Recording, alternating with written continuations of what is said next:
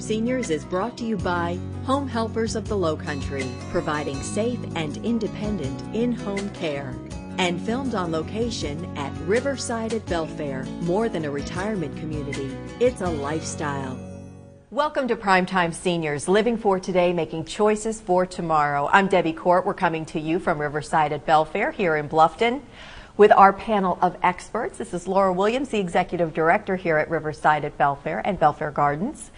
And we have Debbie Morris, who is the owner of Home Helpers of the Lowcountry. Ladies, good to see you all again. Good to see you. We've had an interesting September so far. We had a great first episode, and really our topic for this month dealing with memory loss and living with memory loss. So we had a fun first episode with Janelle. Absolutely. And that was great stuff with music therapy. There's so much to learn, and what we really want to cover in today's show is about the home and the home environment and some of the things that we can do to help keep things a little bit more and user-friendly. Well, and helping people deal with their memory loss, and also the caregiver. Talking earlier when we were getting ready to start shooting, I was saying that when my aunt, who was very debilitated by her memory loss towards the end of her life, when we moved her into an assisted living facility, one of the first things we did was take a picture of the family farm that she had had in every home we could ever remember her having. And we put that picture right by the recliner that she would spend most of her time in, because she was so disoriented that at least when she saw that photo, she knew she was home, because that had always been in her home. And so just that little thing was so comforting for her, and it triggered memories for her that she felt less disoriented. And that was one thing that we brought up in the last episode that I personally learned, that the folks that are dealing with memory loss and dementia and such, that they do have their long-term memory pretty much intact. Often. But it's the short term where there's the trouble spots there. But again, like kind of triggering those memories and helping them reconnect with things that they remember from their past, that helps ease all of that. Well, it's less frightening, don't you think? Absolutely. I mean, the world, when you're confused and you're forgetful, the world becomes very frightening. Right, and that's a good point, because it's one of the things we actually, at Belfair Gardens, we don't even encourage television, because if you, in your mind you think you live in the 1940s and you were to turn on CNN today, how horrifying would that be? It's horrifying. Well, and there are days, I'm sure, that all of us don't turn on the news because it's just too much. Right. It's overwhelming. Yeah, absolutely. Yeah.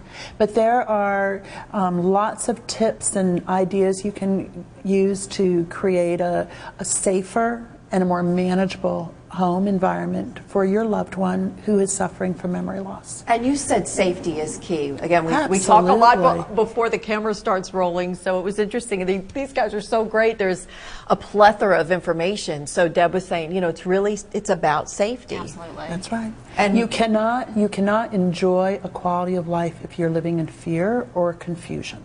So to my mind, the best thing to do is create a safe, predictable environment wherever the person is living. And it really, in my business with Home Helpers, we want people to be at home. Wherever they live, that's the whole point, right? They're at home. And that has to be a safe place. We were talking earlier, and I used the example, I've got a client up in the northern part of the county. He wasn't changing his clothes. And his daughters were all upset and confused. They didn't know why not. Well, I opened the closet, and it's packed full of clothes. So rather than having to make decisions, he just didn't go there. It was too much. Avoidance. So stressful. Exactly. It was creating him unnecessary stress. So clean it out, have a couple of pair of pants, a couple of shirts. He now makes the choice every day what he's going to wear, because it's manageable. It's not scary. Right. And I think whenever they can make the choices and it is safe, they should stay at home as long as possible. We all want that. And even though Belfair Gardens is an assisted living community, when the safety becomes an issue, that's when there's usually a crisis, and that's when families contact us. So, and that's not what we want. And I think that's a fantastic solution for the clothing. If they did things like I would strongly suggest remove the knobs off the stove. Absolutely. You do not want a fire. I mean, so instead of, having to worry about unplugging it every day and pulling it out, most of the caregivers are the husbands and wives, and these are, older individuals who can't be lugging a stove in and out of the wall. Take the knobs off the stove. Right. If you have like a screen door, take off the automatic lock so they don't accidentally lock themselves That's outside. right. Perfect. Yeah. And how many homes have we all been in where we walked in and the kitchen counter has all the meds bottles just laid out, much too much to handle if you have memory loss? Just have somebody fill that pill minder and use it, limit it, and then if there is a mistake, it's a small mistake. Right. It's not a big mistake. And then have a lock on the kitchen pantry. Have a lockable doorknob put on. Lock the other medications up. Lock the knives up. That way, there's no in their mind, in their reality. Sometimes things happen that they truly believe is happening around them. They may think that somebody's breaking in whenever you just came in from the grocery store, and so you don't want them to react to something that they feel that they're in danger. And so you want to make sure. And if they forget to take their medications and then take another dose, then you've got a horrible situation. Wow, there's a lot to think about. Well, there are difficult decisions that people make as they age, and our goal, of course, on the show is to be resources and to provide information every month that's meaningful and helps people make the right decision for them. So. What, I guess the question here is, when someone is suspecting that you're getting into a trouble spot and that maybe some memory loss is progressing into something a little bit more serious, how do you know at what point to implement some of these tips into the household, and when do you do Unfortunately, that? a lot of times it's when the crisis happens. It's when you come in and maybe you go to help your loved one with medication and you realize that there's not as much as should be in that bottle, and things happen, and it's unfortunately it's trial and error, which is terrifying for the caregivers at the home. Right. At the same time, no one can predict how someone's going to progress through the disease process. Because it's got to be something too for the caregivers that they're probably in, maybe in the early stages, in a little sense of denial. Absolutely. That you want to be able to write it off like, oh, we just all forget. We all forget this Nobody wants stuff, to deal with any of this. And I think the other thing is that from my experience, and I'm sure from Laura's too, we deal so much with long-term married couples. And I've been married 33 years, and I know already that we have our strengths and weaknesses within our marriage that we mask for each other. My parents, who've been married for over 60 years, even more so. And so I think sometimes it's hard for a spouse to see it, because they've grown. Their relationship has transitioned and grown with the memory loss. Right, and where you may be lacking in one area of our life as a couple, if we were obviously a married couple, I would pick up, and that's what happens. And they become so accustomed to it, and what happens in those situations is, over the holidays, the adult child will come home. Exactly. And they totally see Exactly. it. And the phone starts ringing really big in home care agencies and assisted living facilities in January and February. Yeah. Isn't that interesting? We were home and we family's saw seeing it. and we're worried. Wow. Yeah. Well, we've got more to come here on Primetime Seniors. Karen Dowdy with Memory Matters is going to be joining us. We're going to continue our discussion about how to make the home environment a safer place for those that are dealing with dementia. So stay with us here on Primetime Seniors.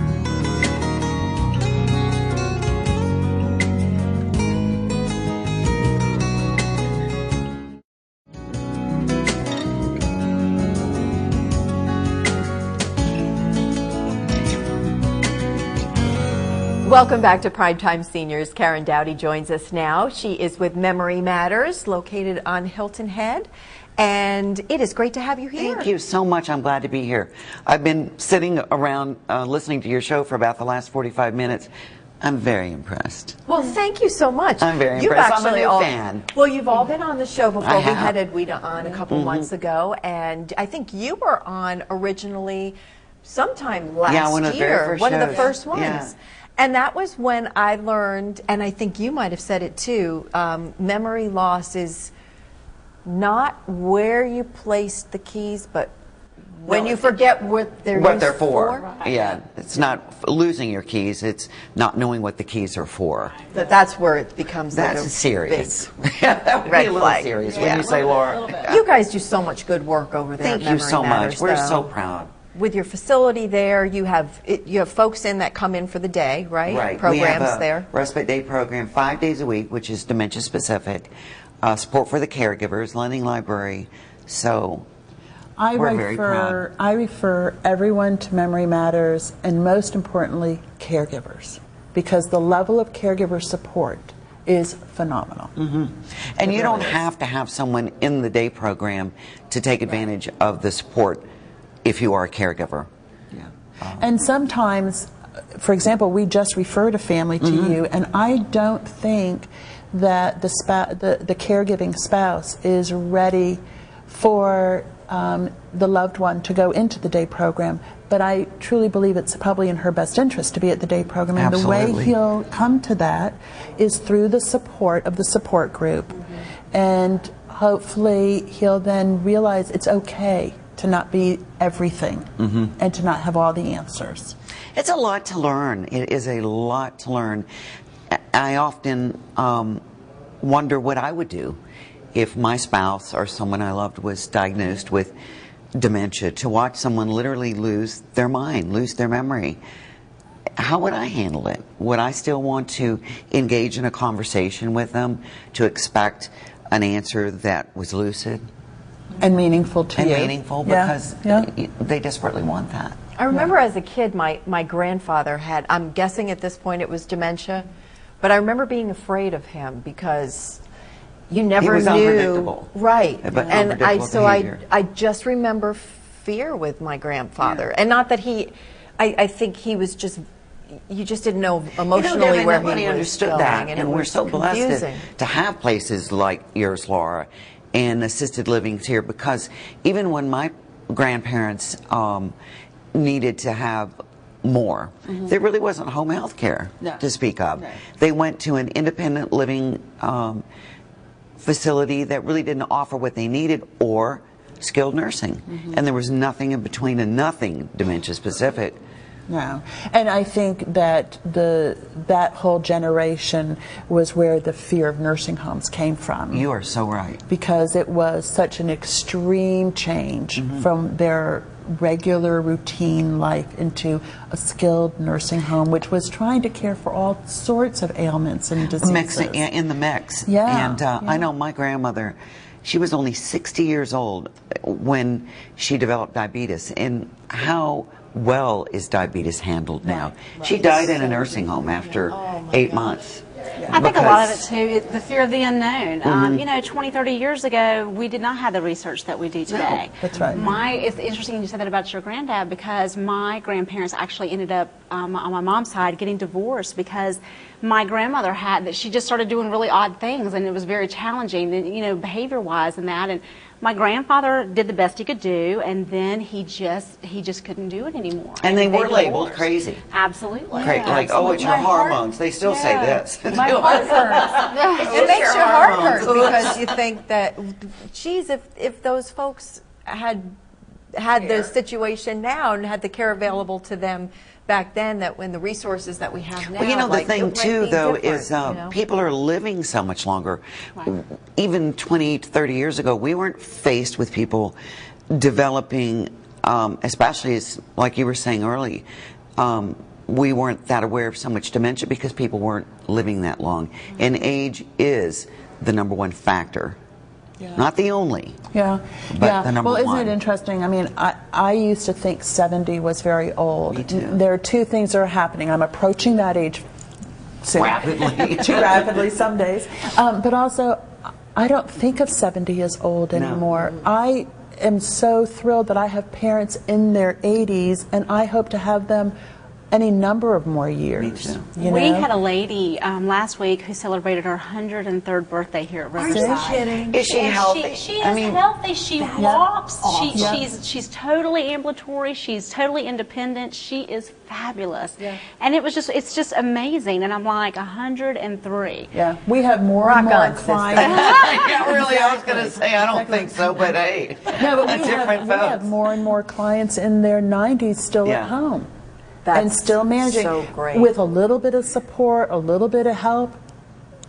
Go for it. Well, let's The talk a options little are bit incredible more. about staying at home Yeah, safely. about home, right. because in addition to the programs that you offer there at Memory Matters, and again, you've got the caregiver support and also the brain boosters, which is great too Right. for anybody, which is Right. great. So you have a lot of great programs there. We do. But you're bringing with you some tips that we can share with our viewers for, again, Safety. we had a few things in the beginning And segment. safety for but- you is also a big concern. Oh, yeah. That's what Laura and I say too. Oh yeah, Safety having is the someone issue. safely at home, because I think what happens with the caregiver is their spouses or mother or whoever they're caring for, the disease kind of creeps up on them. And one day somebody may seem extremely lucid. Oh, they're getting better. Yeah, They're fine. yeah. I don't need all the Yeah. It's tricky. all the help. But what they do need to keep in mind is, and I always encourage journaling, is watch for the subtle signs. Watch and learn that there are ways that you can help people still feel safe in their home. But you have to be sure they're working, they're continuing to Right, work. Do right. we want to put, a sticky note on everything? Is that the way to approach it? Do we want to put familiar things around them, which as you said you did with your grandmother? Absolutely. Is that the way to do it? So I think it's a trial and error. I had a client that had signs all over the house. But could that be too confusing? But his wife didn't read anymore. Exactly. So he was frustrated that she didn't know kitchen was here and bath was there. And I put it in big letters. Right, but it wasn't Sometimes meaningful to her anymore. No. And sometimes it is scary to think that you're losing that person to the memory loss, and you're never going to be a couple again. But that, like for Belfair Gardens, the whole point of our program is you can still be the same person you were 10, 15 years ago. We have to adapt to them and their Exactly. reality. That's and right. we have to make sure they get everything that they need safety-wise.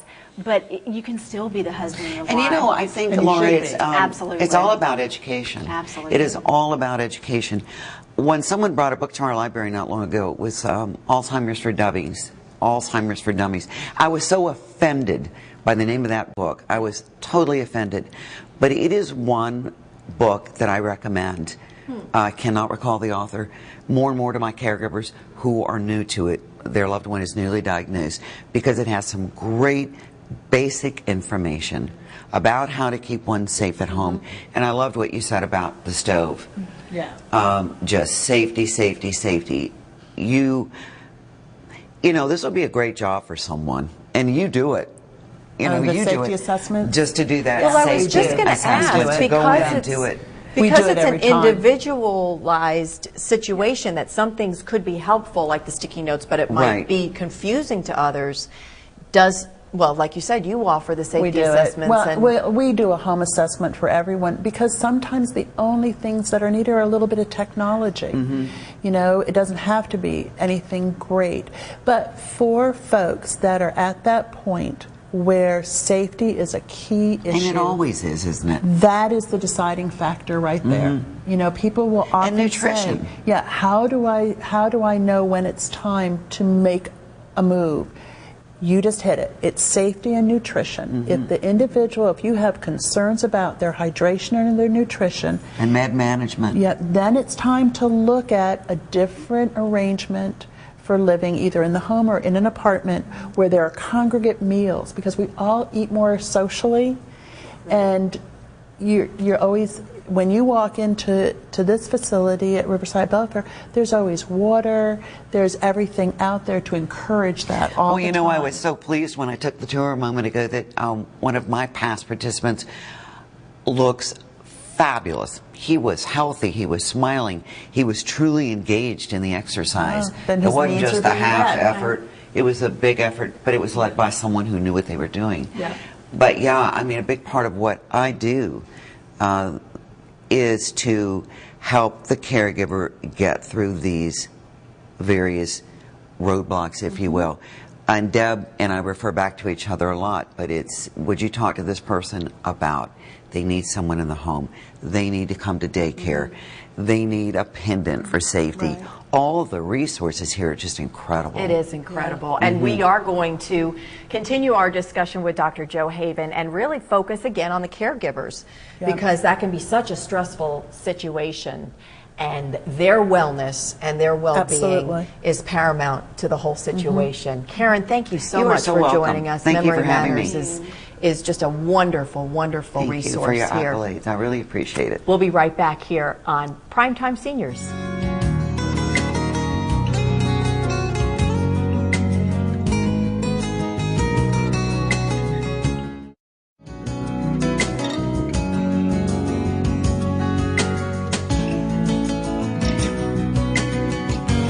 Welcome back to Primetime Seniors. We're coming to you now from Main Street Health Center here on Hilton Head. And I am joined by Dr. Joseph Haven, one of the chiropractors here. Great to see you. Good to see you. This month we are talking about living with memory loss. And we thought with you all, we really wanted to focus on the caregivers, because they are in a day-to-day stressful situation, and those stresses that they experience can start to manifest themselves physically. So knowing that you all are here to help with different physical symptoms and a multitude of things that people might experience, we thought we would pay a little attention to the caregivers, who are such an important part of the patient care and providing that to the patients on a daily basis. So let's talk about maybe some of the stresses that they would experience, and then some of the physical symptoms that they would experience as well. Great. Well, caregivers, particularly family members and close friends, can really suffer from a wide range of symptoms and problems resulting from the stress of the situation. And it's probably best to first kind of define stress. Stress is really neither good nor bad. Too much stress is really what the problem is. If you don't stress your muscles physically, then you get muscle atrophy. If you don't stress your mind, use your mind, it kind of turns to mush. Those are good things. So, Yeah, okay. So stress really, you know, we need to kind of redefine it. It's really about balance and not having too much. But the problem, and what people generally perceive as stress, is excessive emotional stress. Really, there's three types of stress. There's the emotional, physical, and chemical stress, like we just mentioned with the, you know, too much. If I asked you to run a marathon, a 20-mile marathon, that would be too much of a physical stress for you. If I had you drink 5 cups of coffee this morning, that may be a chemical stress that would be too much for you. But 1 cup may actually help you or be beneficial. Balance. So it's about balance and it's about excess. But even though our practice here at Main Street Health Center primarily focuses on musculoskeletal conditions, we do treat many other conditions, particularly with our medical doctor being a general practitioner, Dr. Bobby Ayers. He obviously treats all kinds of conditions. And our acupuncturist, Abby Peters, with her discipline of acupuncture, can treat virtually all conditions. And certainly those conditions that fall outside the physical end of things can certainly be helped by those two disciplines. So the caregivers, again, like you said, they would be under maybe some physical stress due to, with some patients we talked earlier in the show about there being variances of memory loss. So those that may be struggling a little bit more may need more physical assistance. So they actually could have some stresses in their body that would affect more of the muscular skeletal areas, the back and neck and such. And then they could also have the emotional stresses and chemical stresses. Would that be, well, no, that would be more emotional, by just being in that situation. Well, they all, and what I always explain to patients is we look at our triangle of health. And in that triangle of health, we have emotions, we have the body chemistry, and we have physical end of things. And I can just give you a quick example. If you get a phone call in the middle of the night and you're woken from a sound sleep, that's not a physical stress, it's not a chemical stress, it would be an emotional stress. Oh, okay. Yeah. Yet, you get woken up, you sit up in bed, your heart's pounding, your eyes are dilating, the blood's flowing to you're getting all this adrenaline rush, Right. which that emotional stress has created a chemical reaction in your body, the adrenaline, that then creates physical changes in your body. So one affects the other. So it's very hard to just clearly say this is just an emotional problem or just a physical problem or just a chemical problem. They're really all intertwined. And as always, with any of the patients that come in, you give them a thorough assessment, and then you come up with Exactly. the integrated wellness plan that best Best meets suits their condition. Okay. And it's important, too, before we close, we want to talk about the importance of proactive wellness. And a lot of patients probably come in with the hurts and the symptoms and all of that, and we're all guilty of that, is waiting until there's really an issue that's flared up. Well, But you can do things to absolutely. be more proactive, Absolutely. right? And unfortunately, most patients do come in because they have a problem. While they're here and while we're treating them, one of our main goals is to educate them on what they can do to prevent this from happening again. And it's all about maintenance. You don't wait for your car to break down to bring it to the mechanic. You maintain it, you take care of it. And it's really the same thing with the body. Unfortunately, in this country, we're kind of programmed to wait until there's a problem. So that is one of the things we try to get our patients, as we've addressed their issues, to get them to understand what can they do from a chiropractic standpoint, medical standpoint, acupuncture standpoint, to Massage, right. to maintain. Exactly. That's great, and both for the caregiver and the patient as well, because as that patient is dealing with their issues, it's important to maintain their best wellness as well. So thank you so much, Thank you. Dr. Haven. It's so much to learn. Again, it's just been very enlightening. We want to thank you for watching this episode of Primetime Seniors. As always, we encourage you to live Primetime Seniors.